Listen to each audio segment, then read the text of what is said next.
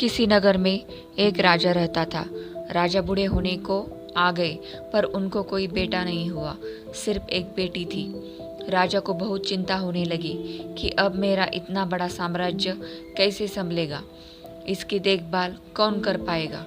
एक दिन अचानक भगवान का नाम लेकर राजा ने यह निर्णय लिया कि कल सुबह जो भी हमारे दरवाजे पर आने वाला पहला व्यक्ति होगा, मैं अपनी बेटी से उसका विवाह कर दूंगा और अपना नया उत्तराधिकारी बना दूंगा।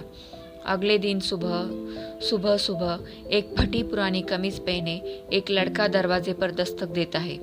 राजा ने प्रभु इच्छा समझकर अपने निर्णय के अनुसार अपनी बेटी की शादी उस लड़के के साथ कर देता है और अपना सारा राजपाट उसे देकर पहाड़ों पर संन्यास को चला जाता है। अब ये नया राजा राजपाट के बारे में जानकारी इकट्ठा करने की कोशिश करता है। राज्य कैसे संभालना है, युद्ध में कैसे जाना है, क्या तैयारी होनी चाहिए ताकि बहुत अच्छा राजा साबित हो। उसने अलग अलग काम अपने अलग अलग मंत्रियों को दे रखा था, जैसे राजकोष वित्त मंत्री को, सेना की बागडोर सेनापति को और ऐसे ही अन्य कई मंत्रियों को अपने मंत्रिमंडल में शामिल कर रखा था। नए राजा के संचालन में राज्य बहुत बढ़िया से चल रहा था। सारी प्रजा पुराने राजा की बहुत तारीफ कर रही थी कि क्या राजा चुना है महाराज ने। समस्त प्रजा के हमदर्द बनकर सदैव खड़े रहते हैं। राजा का गोपनीय कमरा, यहाँ राज्य सभा के समस्त कमरे में समय समय पर सब आ जा सकते थे, लेकिन एक कमरे में सिर्फ राजा ही जाते थे।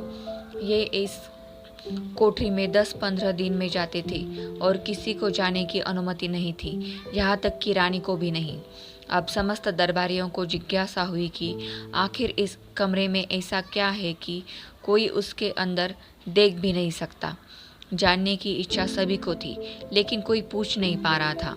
फिर बड़ी हिम्मत करके वित्त मंत्री ने पूछ लिया कि माफ कीजिएगा राजा साहब, लेकिन आखिर इस कमरे में प्रवेश वर्जित क्यों है?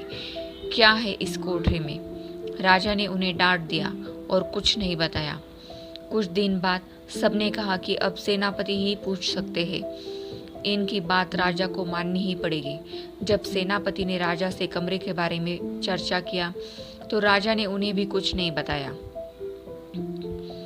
यहाँ से सबके मन में एक ही विचार आ रहा था कि अब रानी ही है जो इस जिज्ञासा को समाप्त कर सकती है। सबने रानी से कहा कि आखिर इस कमरे में ऐसा क्या है कि महाराज आपको भी जाने की अनुमति नहीं देते।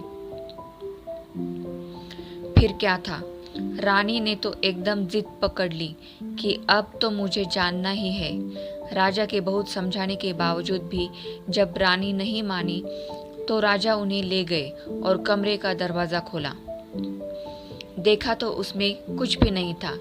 एक फटी कमीज और कुछ फटे कपड़े टंगे थे। सब ये देखकर हैरान थे।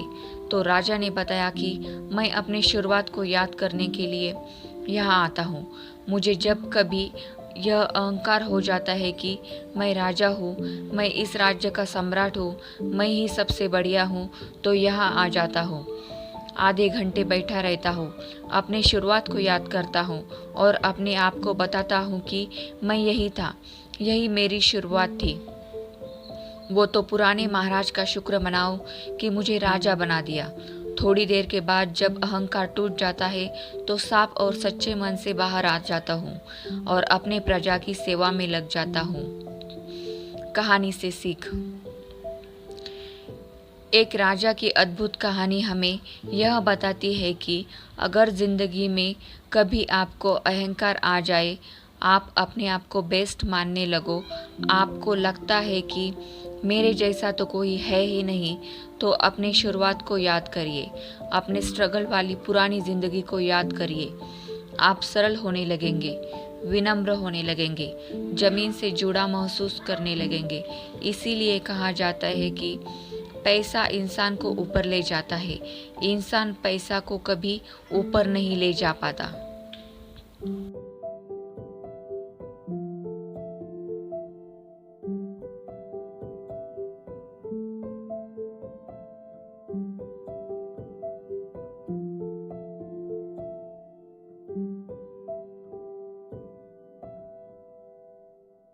है।